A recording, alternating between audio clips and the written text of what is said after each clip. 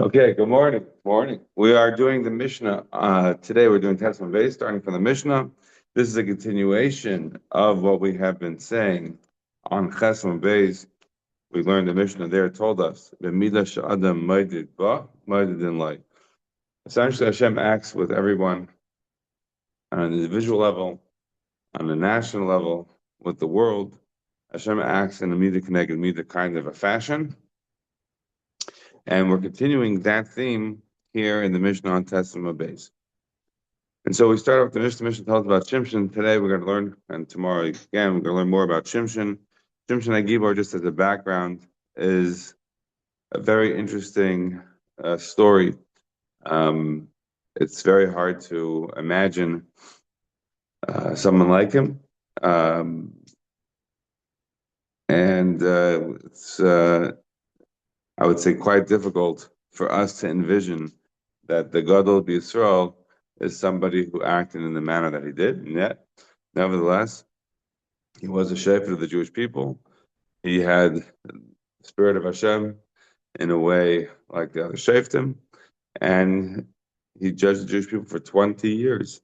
So the stories that we read have to be understood on a pshat level, and other levels as well, sure, but we cannot, and the Gemara does not escape from trying to understand them sort of in a base way as the way it actually happened. Right? The Gemara in Shabbos and Hay tells us stories about Kol Omer, David Chata and Elataya, Kol Omer Reuben Chata and Elataya, Kol Omer Shlomo Chata and Elataya. All these situations that are seemingly very obvious wrongs that were done. Whoever says that David did wrong is making a mistake. Whoever's doing Shlomo is making a mistake. Whoever says Reuven, Bnei Eli, Bnei Pincha, Bnei Shmuel, I'm sorry, says that they're wrong, Bnei Eli, Bnei Shmuel, is wrong. Shimshon is not given as an example there in that Gemara in Shabbos. Shimshon is not used as an example. So we have to certainly understand these.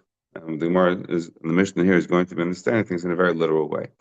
All right, so that's the background. It says the Mishnah, Shimshon halach acher einav. Shimshon went after his eyes. Lefikach nikru pelishtim es einav. Therefore, the pelishtim gouged out his eyes. Everyone knows the end of his life. After he tells Delilah the truth about the source of his strength, that he's a Nazar, he essentially he had told her three different bases for why he had strength, and they weren't true. This was the truth. The truth was because he was a Nazar who had, avoiding yayin b'sheichar. He had to avoid the various things that a Nazar is also to, but also that his hair was not to be cut. The Maharsha points out, and others notice, that if you look in the pasuk, it never mentions that he has to have no cutting of the hair, and that is assumed as part of his Naziris, but it's not actually explicit in the pasuk. But that actually ends up being the source of the denouement of Shimshon, was the hair, was not the drinking. He never drank wine. It was the hair that's cut, which is the one thing that's not actually explicit in the pasuk, but nevertheless we have to assume that that was part and parcel of his Naziris. When we're not doing Nazir now, but there is what we call Naziris Shimshon, which we will have to see exactly what that means then. For our purposes now, Shimshon went after his eyes, and the Pelishtim gouged out his eyes in a midah connected midah kind of way. Jinaimai, the pasuk tells us there, they gouged out his eyes, they grabbed him and gouged out his eyes, and wasn't able to do anything to stop them because he had lost his strength. Hashem had left him. Every time Shimshon's about to do one of these superhuman feats, the pasuk is telling us that it's like v'titztach alav ruach lekim. He has the spirit of God that comes into him. He's not naturally, physically, I shouldn't say he's not.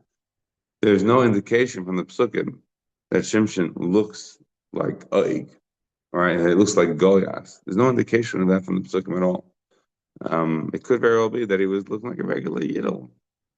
Every single time he's about to do a superhuman feat, if you look in Shefton, the pasuk says, like the spirit of God is on him, which sounds like his superhuman strength comes from a specific sort of spiritual moment that he's able to attain such incredible strength. That it wasn't necessarily international. It wasn't like you were looking at Mr. Universe, walking around there with some huge biceps. That was not Shimshon. Yeah.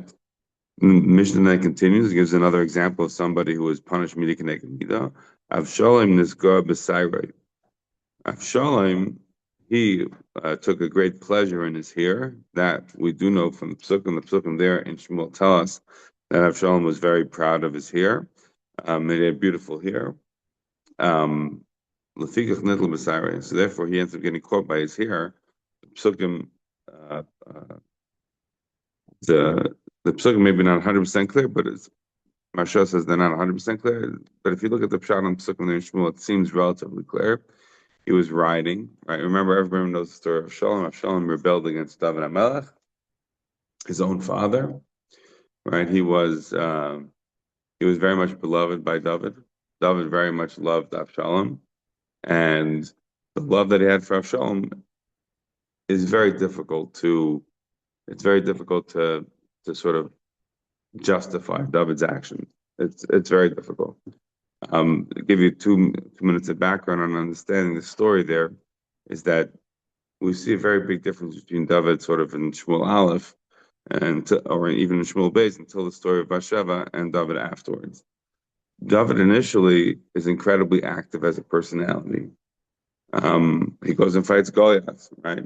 He goes and gets the foreskins of the Pelishtim, no problem. He goes and fights battles, unbelievable success.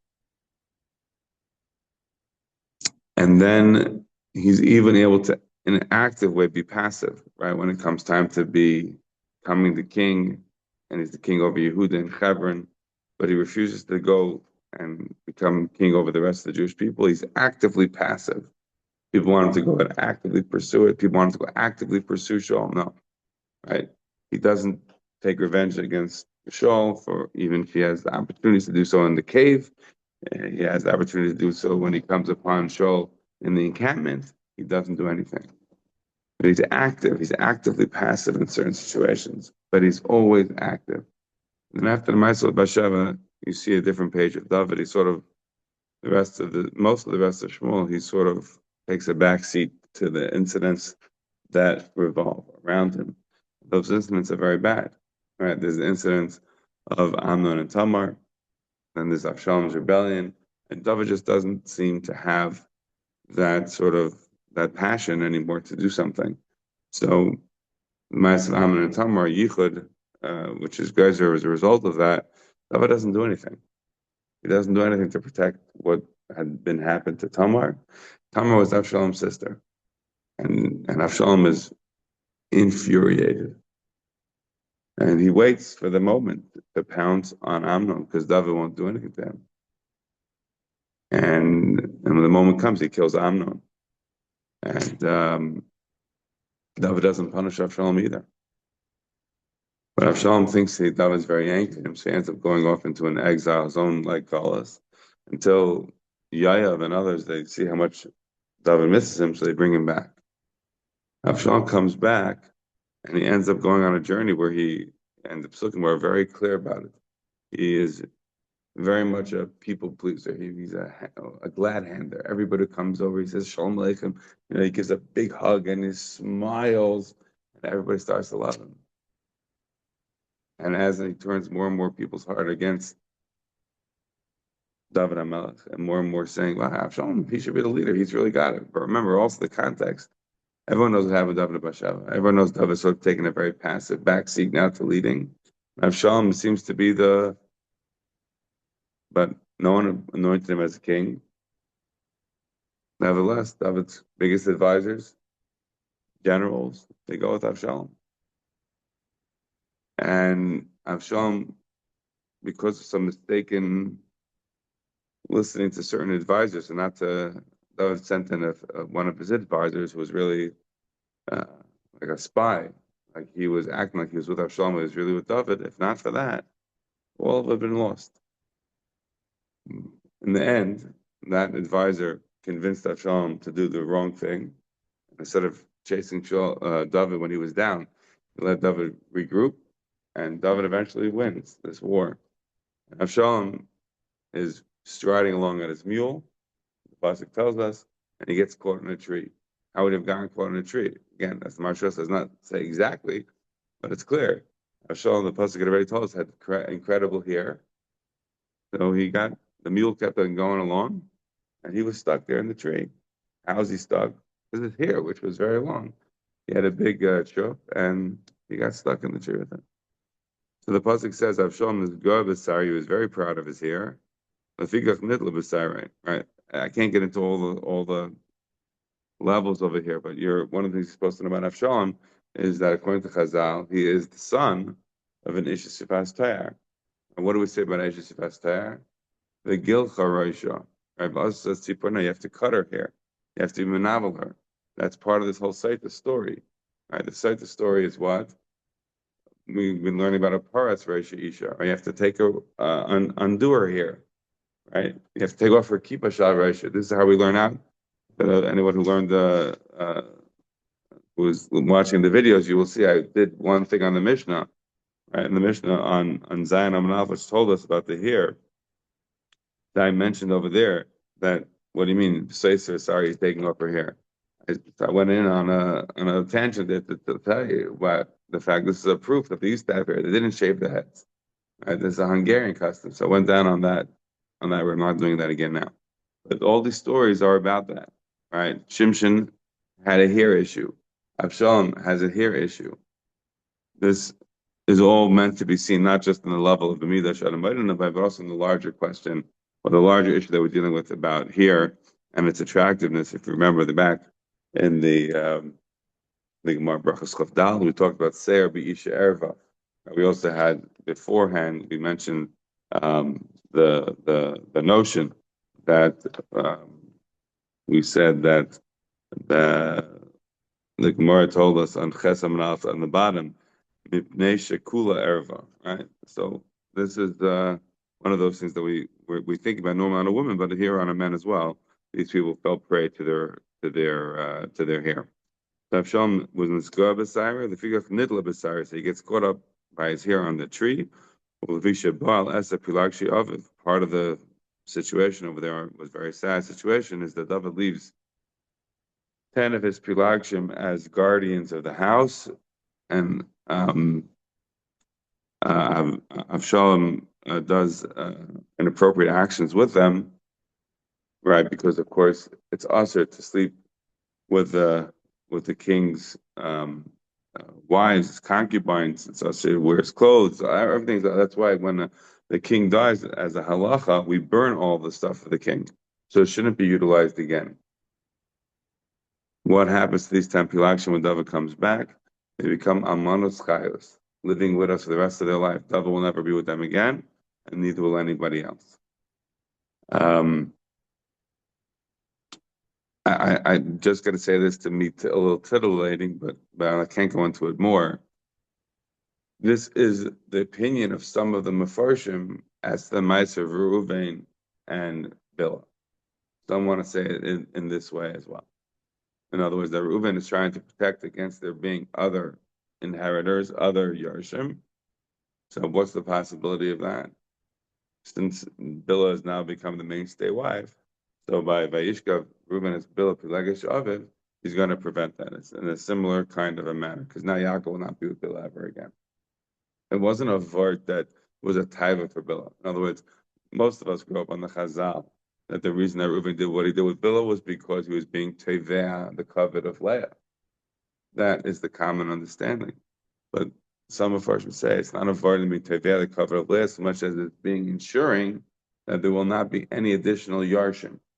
Meaning, if it's a Yerush from Leah on his own family, one thing. But to Bilah, that's something else. So therefore, that's how it's going to be prevented. All right.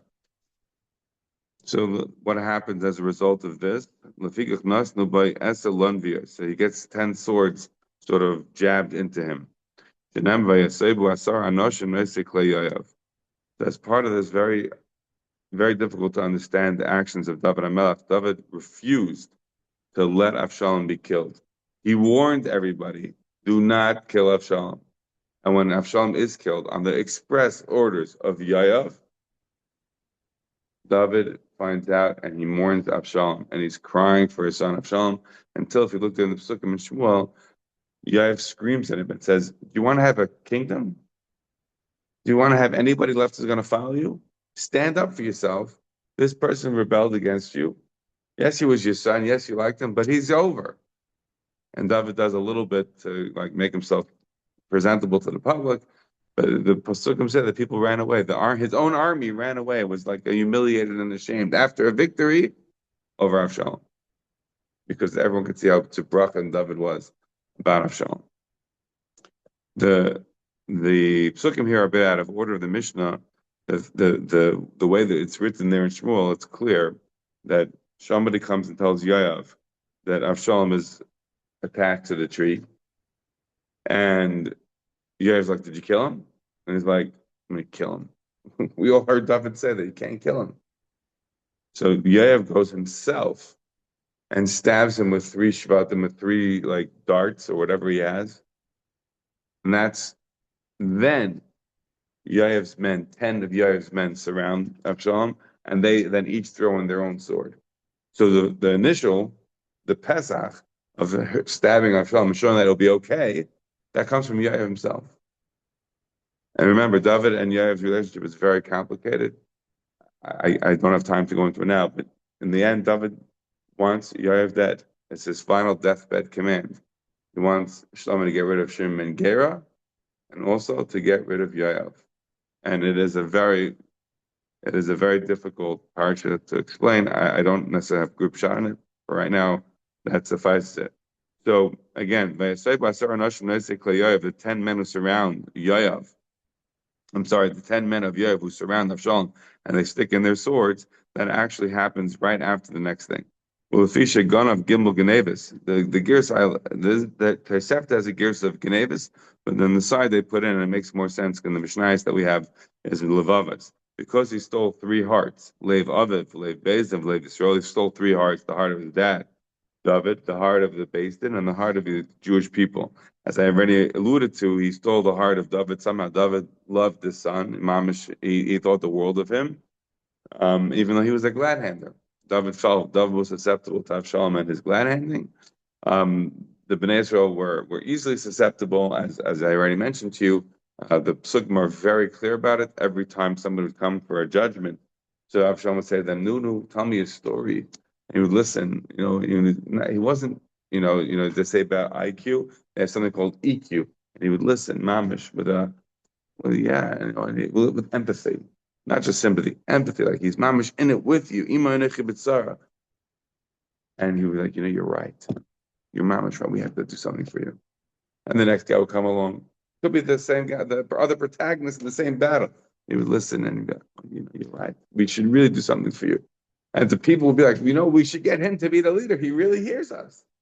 That's how he acted with David. That's how he acted with Klal Yisrael. What about the best, and what exactly does that mean? So the Rashi tells us over here, break down the various psukim, that David gave him a pet. That David gave him like the sort of an order, right? You get an order stamped by the king. So he had an order that he was able to go around and bring some people with him. But David intended to get some people to go hang out with him, but he ends up bringing tons and tons of people with him. But he went after the elite of the Jewish people. So he got the Rosh Sanhedrin, he got the people who were the leaders of the Jewish people to be the ones who were following his orders. So and he acts kingly, right? This is not here in the Psukim, but I'm going to tell you what it says there in Shmuel. He had runners. He acted in a way that made everybody think this guy is really the king. David is hanging out in his house all day. He never comes out. He doesn't act in any way that way he used to. This guy, he's acting like he has it. So this is all the sort of the background as to why this guy that he had, that he get caught up with this here, he got caught up in all those things, ended up getting punished. He steals the hearts of the Jewish people. He steals the hearts of the father. So therefore, he gets the three stabbings as well. The Shalish Levavas that he stole, Levav, Levbezim, Lev Yisrael, Lefika, and this by Gimel Shvat, and that's the three darts, or the three daggers, I think is the right word, that Yoav stabs him with himself. As I said, Yoav stabbed him first before the 10 soldiers around Yoav, who then stabbed him with their swords. It was the first three daggers of Yoav. That was the first action against against Avshalom. I should point out that David, in the end of his life, doesn't say that the reason he's getting rid of Yoav, when he says to Shlomo, I want you to get rid of Yoav, doesn't say that it's because of Avshalom. He never says it, even though you read the psukim and the mourning that David has of Avshalom, which is mind-boggling. You would seem to think that that is what was angering him. It's not what he says.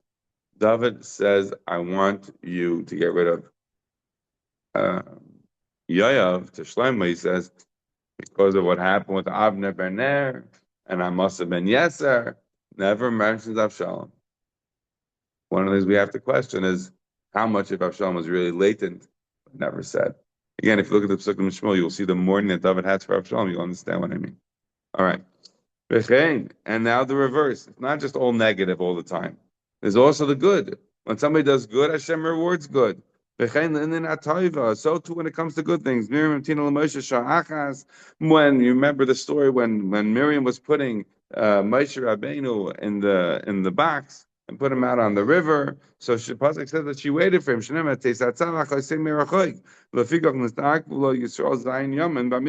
you look at the end of Parashat Ba'aloscha. It says that Miriam got saras. Remember, Miriam and Aaron, they spoke negatively about Moshe Rabbeinu and the fact that he married Isha Kushis, and then he separated from her and what was going on over there. So the pasuk says, Miriam, it's saras kashola. She has saras, and the pasuk tells us, Miriam. The Jewish people waited until Miriam's saras subsided before they traveled again. Why is it schus? Because she waited to see what was going to happen with Moshe Rabbeinu. And remember, when Moshe Rabbeinu was found, so then she goes over to the daughter of Pharaoh and says, listen, would you like should I go call you a Jewish midwife? And she calls, of course, her mother, and that's the whole mess of how Moshe is able to be raised by his own mother for at least the first couple of years before she has to hand him back to the daughter of Pari. Yeah. Continues the Gemara. We're still finishing the Mishnah here. Yosef has the schus to go bury his father. His father is Mashpiyim and Parish Vayechi that he has to go bury him. Of course, nobody's greater than Yosef. Right, and Yosef went to go bury his father after he got permission from Pari, and he made a whole big scene over there. Right, all the great nobles, everybody came. Milana Golam Yosef, right? Who was greater than Yosef? So who is going to be the one who deals with Yosef's kavur, right? Yosef, before he passes, he makes the Jewish people swear that they're going to bring out his bones when they leave. And that's what happened, is who dealt with Moshe Rabbeinu when everybody was going to get the booty of Mitzrayim, everybody's going to collect after Makas B'cheres, all the things they saw during Makas Choshech, and not Moshe Rabbeinu. Plus, Moshe Rabbeinu, V'yikach Moshe es atzmeis Yosef imay, ki ashbe'ash b'es b'nei Yisrael leimar. Right? He had made the Jewish people swear that you're going to take my bones out. Ba'alisim es atzmeisai mizeh etachem. Moshe Rabbeinu was zeichet to be dealing with the bones of Yosef. Of course, it doesn't say that Moshe Rabbeinu is zeichet to bury Yosef. Why? Because Moshe Rabbeinu dies b'Ever Yarden. He doesn't get the chance to bury Yosef. Burying Yosef only takes place later on when the Jewish people cross the Yarden. That's why it says in the Mishnah very clearly that Yosef is zeichet to be kavos aviv, but Moshe is only zeichet to be dealing with the atzmei Yosef. He doesn't actually have the schus to actually bury him. Nevertheless, who is Isaac in Moshe Rabbeinu's burial? Says the pasuk, who deals with Moshe Rabbeinu when he was passing away? It is Rebbeinu Shalom himself. Right, he's buried in Gai Beispar and Ever Hayardim. I should just point out there is a machlokes in Chazal about Moshe Rabbeinu who buried him. Is it HaKadosh Baruch Hu who buries him, or Moshe Rabbeinu buries himself? The way I just said over the Mishnah, I think you can answer both shitas. In other words, it's not a vart that Hashem is nesasik with Moshe, even if Moshe Rabbeinu buries himself. Right? He still gets that mises neshika, etc. This could be it's a bit of an elu ve'elu in terms of how it worked out. As I say, the Mishnah itself plays with Moshe Rabbeinu didn't bury Yosef. He was nesasik with him. In the same way, HaKadosh Baruch Hu was nesasik with Moshe, and that way Moshe was nesasik with the Chazal tells, the Medrash tells, Rashi brings down, when he saw the Misa of Aaron, and instead the Misa of Miriam, so that was he wanted that same kind of Misa for himself. Yeah, let's finish the last line of the mission. The mission tells us that loy al Moshe bavad amru el kol tzadikim shenem b'halach lefanecha tzidkecha kavod Hashem yasvecha. This is not just applicable to Moshe Rabbeinu, but really any tzadikim, anybody who's going to act in such a manner, HaKadosh Baruch Hu is going to repay them back in a similar fashion. Okay. Now, says the Gemara, we're now going to explore a little bit about the story there in Shoftim Paragidal about the story of Shimshon. Tanarabban, Shimshon be'enav marad. Shimshon rebelled with his eyes. The stronger lush than we had in the Mishnah. The Mishnah just told us that he was halach achar einav. And he was saying he was marad be'enav. He mamish rebelled against Hashem with his eyes. Shneimar, vayemer Shimshon el aviv aisa kach likihi yashra be'enai. So there are three mises of Shimshon acting in a manner that we would find challenging in terms of with non-Jewish women. One is with his first marriage to a woman from Timnas. The second is with a Zaina who he has relations with. And the third is Delilah. Everyone knows Samson and Delilah. That was his eventual denouement, the one who finds out the secret about his strength. So now we're talking here about the beginning. The first action that Shimshon took to go and be with a Philistine woman, he goes and marries this non-Jewish woman. His parents are very upset about it. The Psukim there say his parents say to him, "Aren't there any Jewish girls? That would be good enough for you?" And they don't know. The pasuk is made in a narrative voice. The pasuk is made that his parents didn't know that this is really from Hashem. They weren't aware that this is coming from Hashem. That Shimshon has a plan to get in with the Philistine and then to destroy the Philistine. Says the pasuk, "Vayomer Shimshon el aviv Isa kachlik yehi yasher b'einai." Go take this one because she's right in my eyes. Vikach nikru Philistine es einav. Therefore, the Philistine gouged out his eyes. Shneimar v'yechazu Philistine einak ves einav. So here we're tying together the beginning of Shimshon's career to the end. Right in the beginning of his career, he goes down and sees some woman in Timnas that he wants to marry. And since he went and followed after his eyes, and he was, as it were, rebelled against Hashem with his eyes, so therefore the punishment is that he gets his eyes gouged out.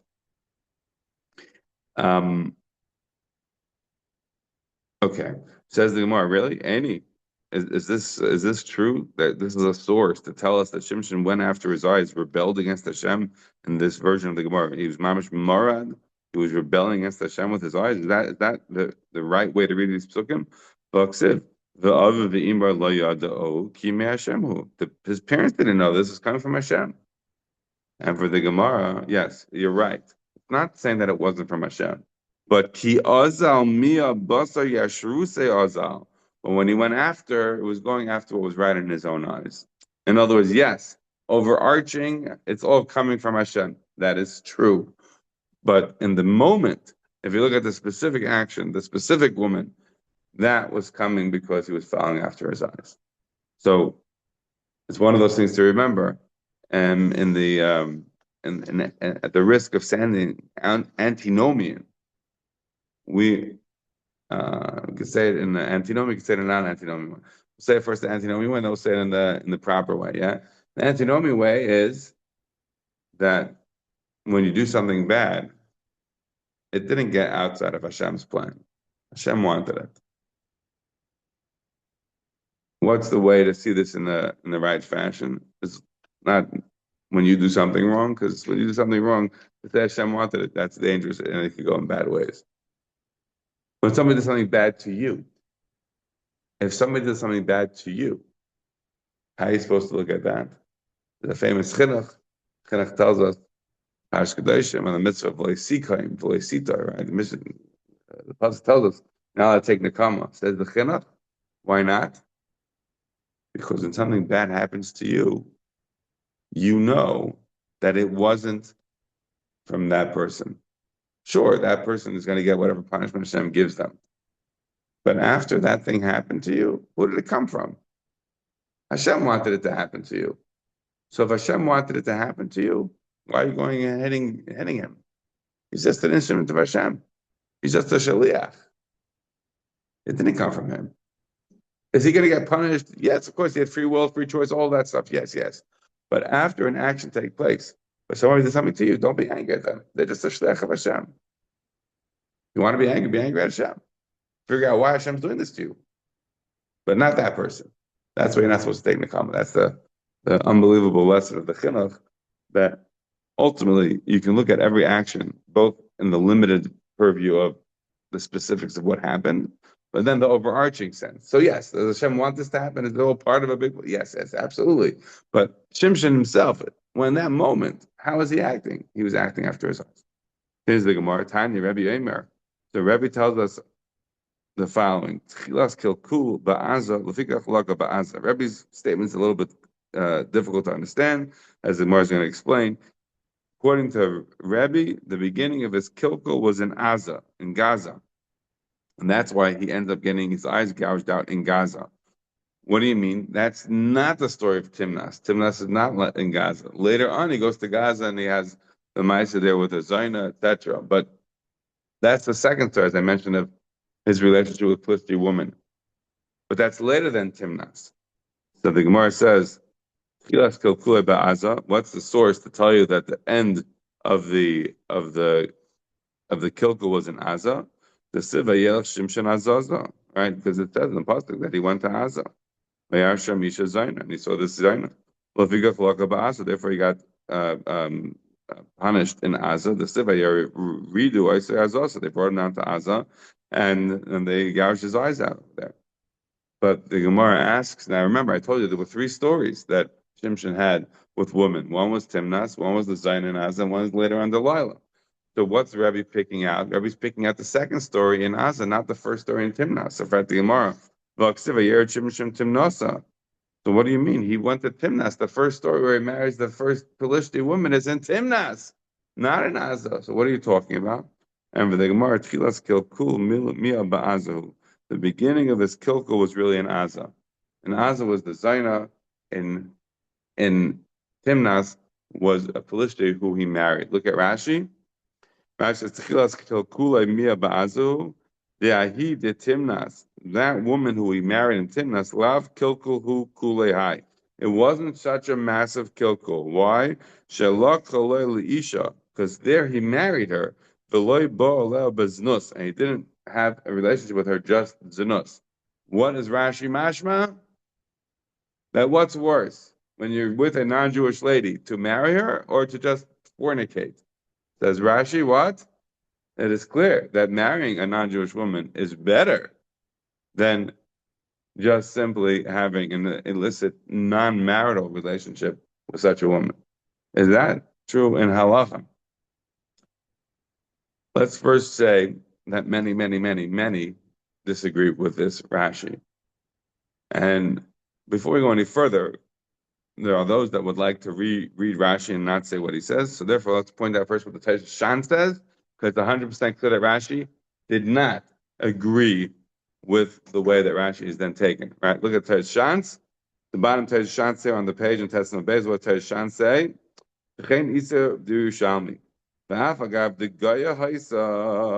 Even though she was a goy, right? He came upon her in a sort of a tzanua way. But in Aza, there was no nisuin in Aza. El derech zinos.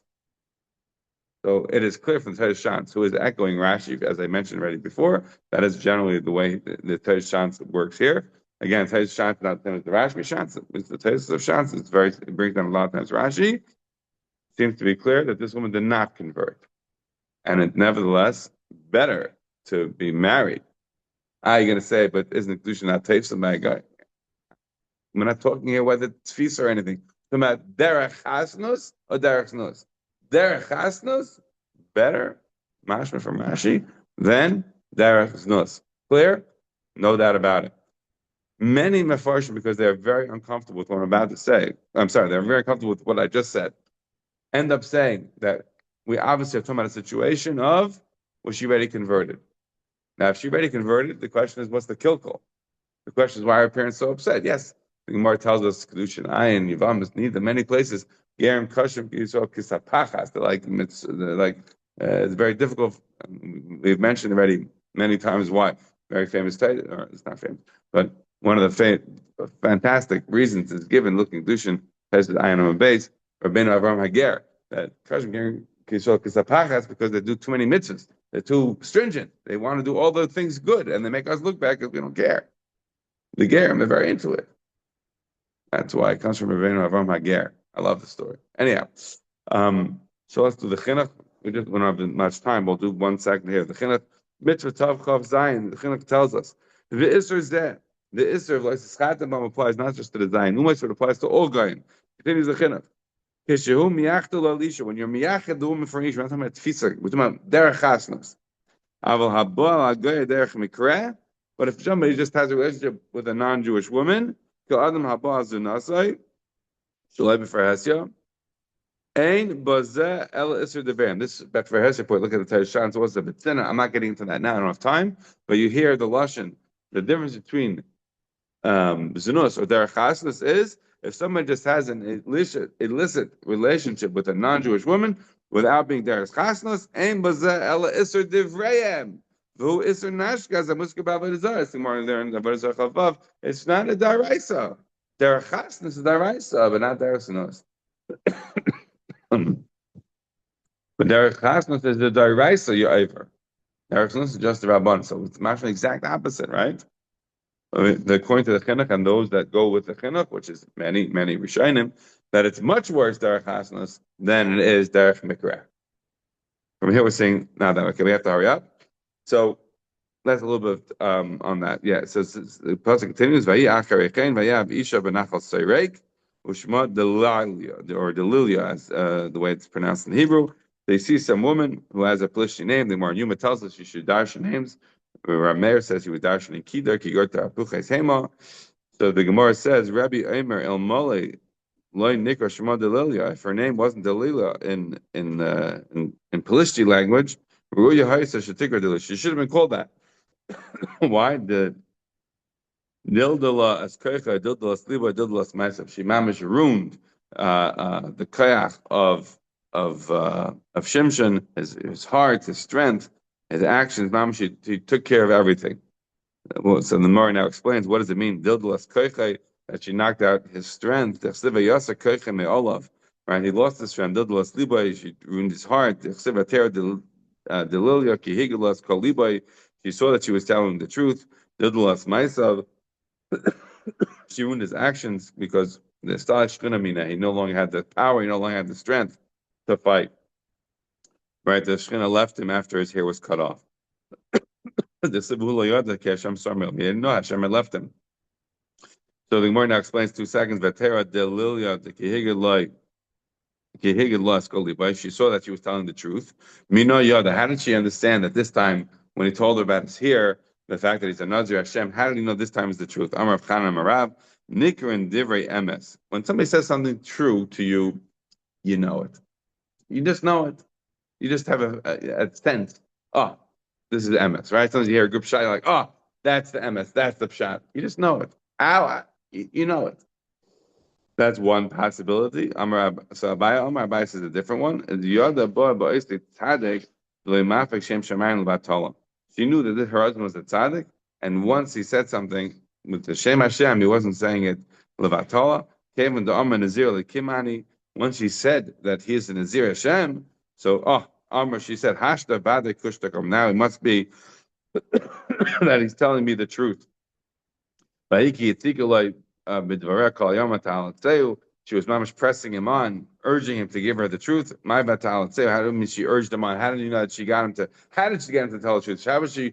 Remember, this happened once, twice. She was bugging him. And every time he was lying to her. How did she finally get it out of him?